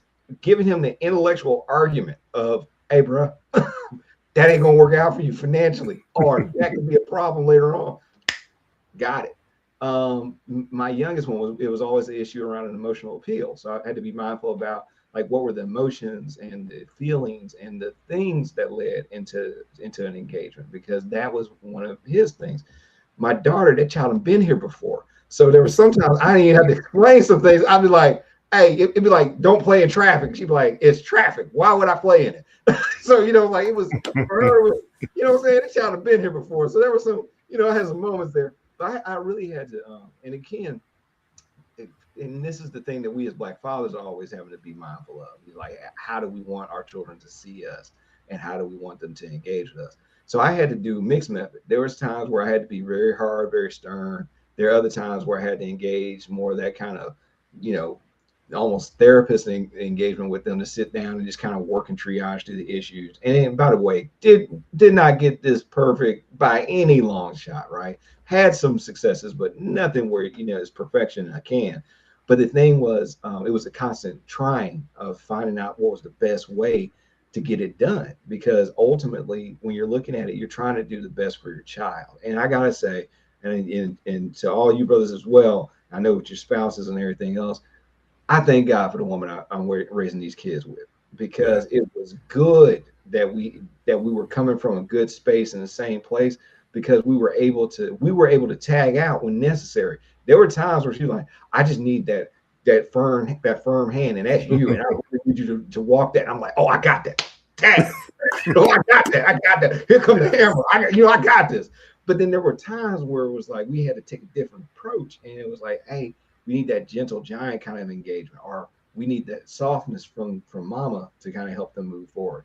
And I thank God that I had that. And I say this all the time, I often say this, I've been blessed with a good partner that we were able to work it in a good way with our kids, right? I was blessed with a good partner. And it sounds like from all y'all on the call, y'all have been blessed with good partners. So good on that one. And let me give you a little sidebar note here. You make sure, and all y'all can say this too for your spouses as well, you make sure if y'all are ever watching this podcast and you come across my wife, I said all those good things on tape. Make sure you tell her I said all those good things on tape. I'm trying to get some more years on the board, so you make sure you tell her. But I'm trying to make sure. Okay, I'm trying to stay in this. I want to be old and on the porch with this woman. But that was really like mixed methods. We had to, each child requires something different at a different time, and the thing that allowed us to be able to engage with them was we were able to make that adjustment, because for most of us, we were kind of raised to, the ride, the ride and the ride and nothing else. But again, with these kids now, you have to figure out like where they are, like how does it set up in their environment, and you have to really think about it a little bit more deeply than just let me go to the ride. Because again, that was where I was raised. I'm from deep south, and that's kind of how I started out. But I said, hey, I got to deviate, because to get them to successful adulthood, it's going to take a few more things, right? It's going to take a little bit more where you're going to have to teach them, talk to them, help them analyze why their decision making was bad. Like, hey, why was that a bad decision? Let's work that part, because then when you're not standing there anymore with them, they can be like, oh, wait, no, I'm not going to do that, because that is a bad decision. They can identify it. They're like, oh, these are the components that make up a bad decision. And guess what? Because my mom, my dad, they showed me how to start thinking about this. Now they independent people. So that's my 2 cents. That's awesome. Again, I'm sure if your wife ever watched this, she's gonna be combing through everything and just making sure you said all the right things that you needed to say. And that goes for all of y'all. I'm sure all y'all wives are gonna be watching this like, what did he say about me? But Husky, what about you? What are your thoughts and your approach to disciplining when it comes to parenting your children? What did Ceezy tell Hoppo? Beat her. No, listen, it's a mixed bag, man. And I do believe, like, with me having so far 3 boys, then just with them having to figure out what works for them.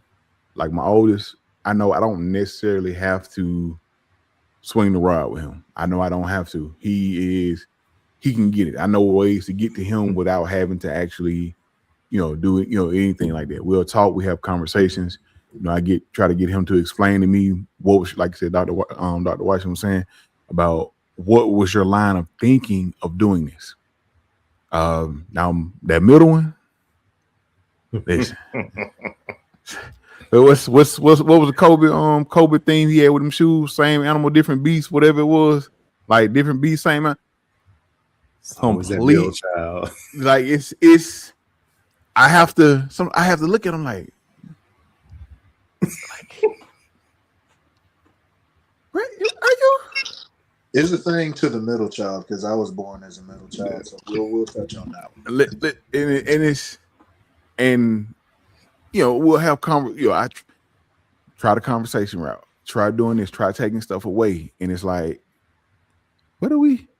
And then sometimes I do have to go there. I do have to get the ride, but it's usually and I'm that's usually the very last step for me, especially now. Like I don't that's not the first thing. Like if I do it, it's you've done something you shouldn't have done, something we've talked about, and it's went from like you went here with it. You know what I'm saying? Like you done crossed the line. You know what I'm saying? Yeah. You want a nigga here now. Like that, like you've done something like, hey man, like what something that clearly makes me think you were not thinking about what you did. And then once again, and if it is, then usually it's like 2 or 3 pops and I'm out. You know what I'm saying? Like I'm not just gonna sit here and just like that, you know what I'm saying? So my youngest, him, he is. I can look at him. I can threaten. He go freeze in place. He know when he's in trouble. Hey, come here. That's all I gotta say. Every now and again, may a pop. Just a little pop on the bottom, get him going. But I don't. And as a father, as someone who's like I said, I don't like doing it. I don't like doing it. Like and like I said, that's what I tell them all the time. If I have to get there, you've done something obviously wrong and you've disappointed me. Like it's something that if I have to go there, you've done something you shouldn't have done. You've done something that was too far. You've took a misstep. And after we've done it, and after everything's been done, you've calmed down, you've got back to, well, hey, come here, let's talk. We had, and we're gonna have a conversation about why I had to whoop you, and I'm gonna ask you, do you understand why I had to do that? And so then next time, what can you do better so this does not happen again? Let's move to a resolution. Let's move to figure out why or what we can do so that this does not take place or this has to happen again. Because like I said, at the end of the day, I think it was Smoove or Dr. One of them said it, but it was like, at the end of the day, I need you to be able to make decisions when I am not around. Because that's the end goal. I need for you to be able to be able to function, be able to make decisions, be able to be okay when I'm not around you, and be able to make not just regular decisions. I need you to be able to make smart decisions, because there's gonna be times where you're somewhere and somebody's about to do something dumb, and I need you to recognize that and identify that and be like, no. Whether you hear my voice in the back of your head, hey man, walk away, or whether you feel that sting, that muscle memory, oh, you know what, I don't need to do this, let me go. You know what I'm saying? Whatever it is, I need for you to do that, because as all of us are black fathers here, you raising a black child in this world, in this nation, in this time, one slip up, one mistake, you could be gone. We've seen it happen time and time again, and it's there. That's why it is like you have to balance that. Like, I don't want to be to the point where I'm so worried about that it's driving my anxiety, driving all my other stuff, and I'm putting all that on them. You know what I'm saying? So I have to make that balance. I have to, make sure they understand where, kind of where it's coming from, understand other stuff as well. So I do my best. Like I said, with my oldest, he's 11 now. We talk a little bit more. I explain stuff a little bit more to him. Like Juneteenth, we went to go get haircuts and everything, came back, and we were coming back home, and I was asking, I said, you know what the day is? And going through, talking about Juneteenth, because we're in a mixed neighborhood, a mixed area, and they go to school with mixed kids. Well, with different kind of other races of kids and things like that. And they have friends, and I was explaining, he's going to middle school. So I was explaining to him some stuff. You may see some friends that you were friends with. As you get older, they may change, stuff like that. And when there's nothing you did, just going over little stuff. We was discussing racism, stuff like that, just to make sure he understood some of the things at his age, because of where we stay at and what school he attends and things like that. And he's an amazing kid, man. And I don't deserve any of them. They all are amazing, and I'm thankful I have them. Like I tell somebody, anytime they go somewhere, it's always they acted so well. I didn't have any trouble about them. I tell them they don't act up with nobody else. They act up with us. They don't act up with nobody else. And I tell anybody that, but I got it. But yeah, that's it. It's my turn now. But so but yeah, but that's it, man. Just it's a mixed bag, and just figuring out what works for each different child, because like I said, all of them are different.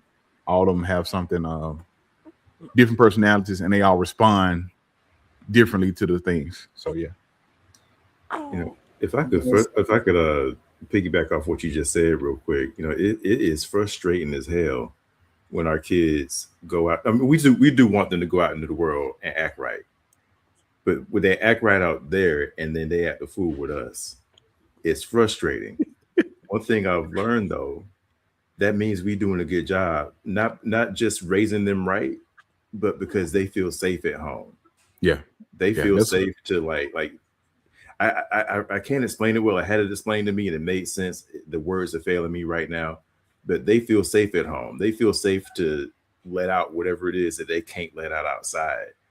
And just like, you know, I don't really like this phrase, but I understand it. You know, the phrase "be his peace." You know, you can't be nobody else's peace but your own.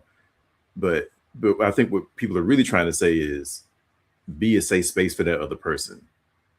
And we should be that for our kids too.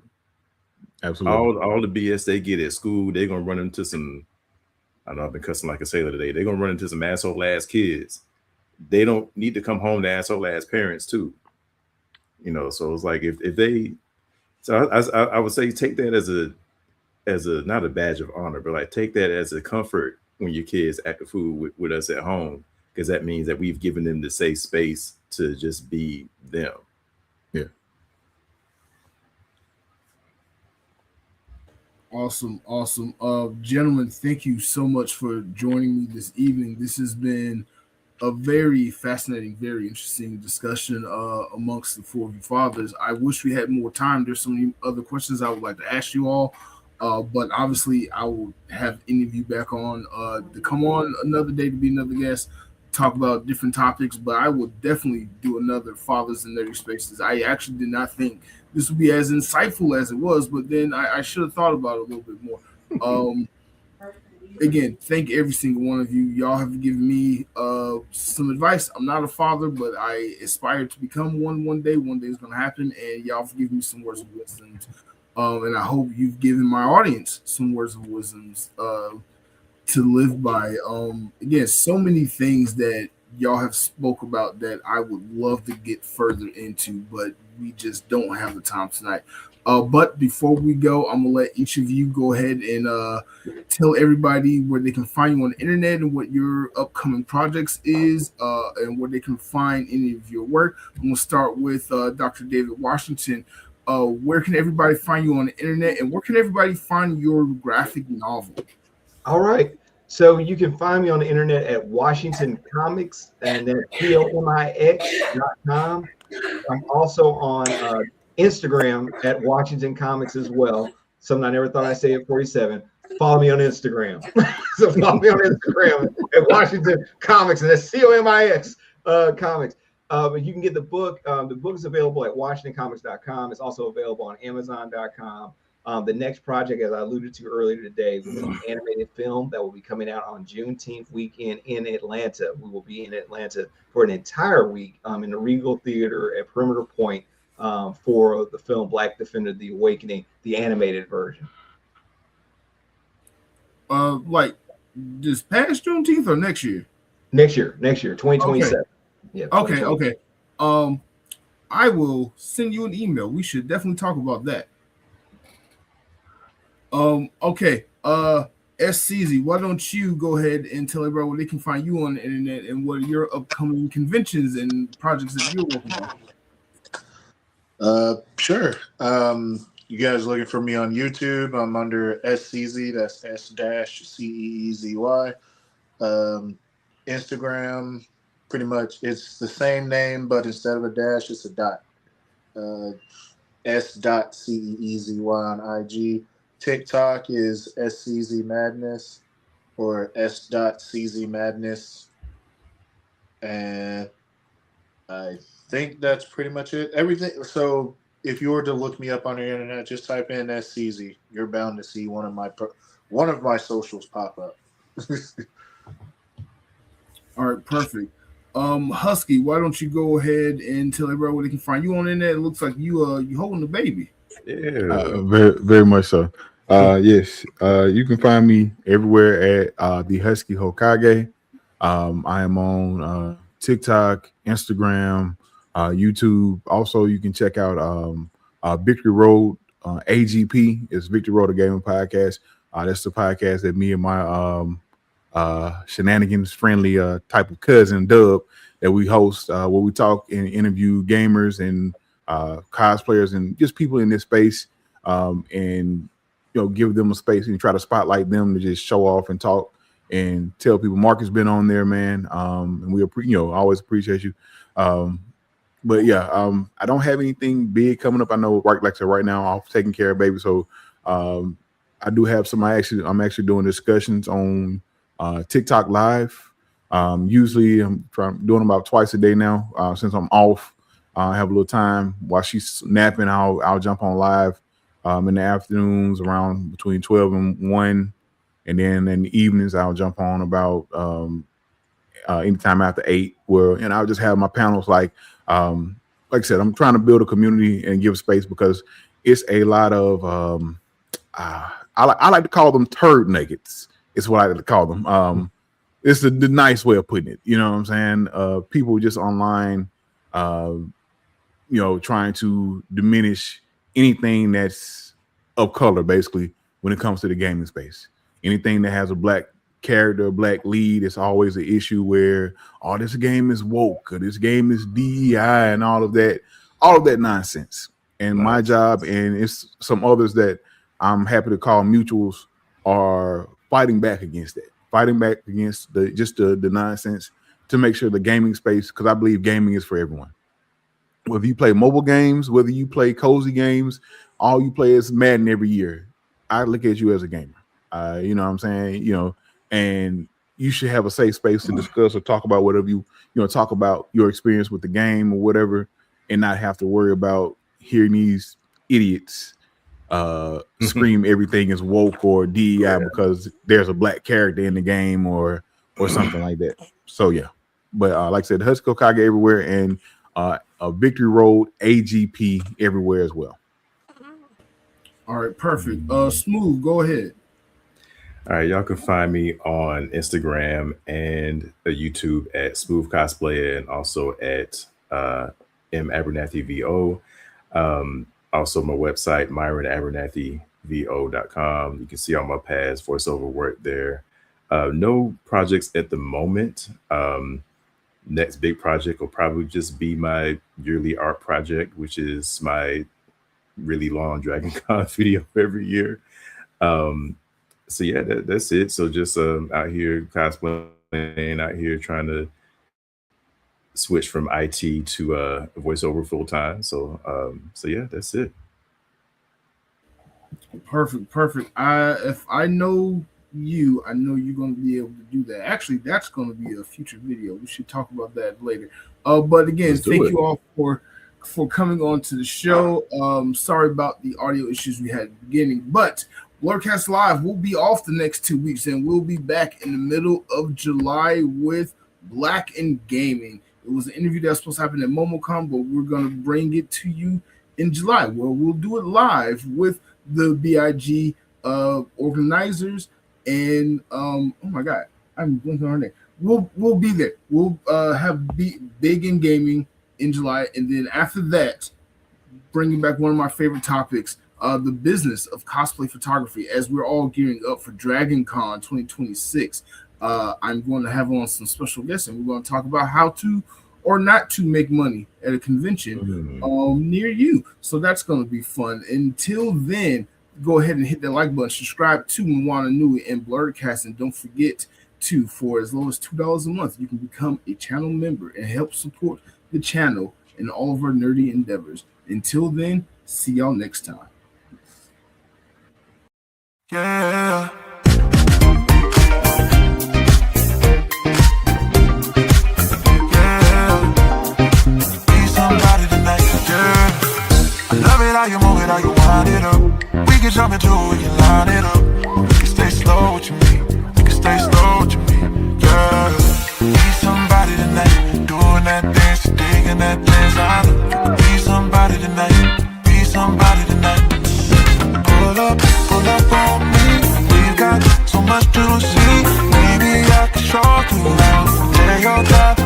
talk.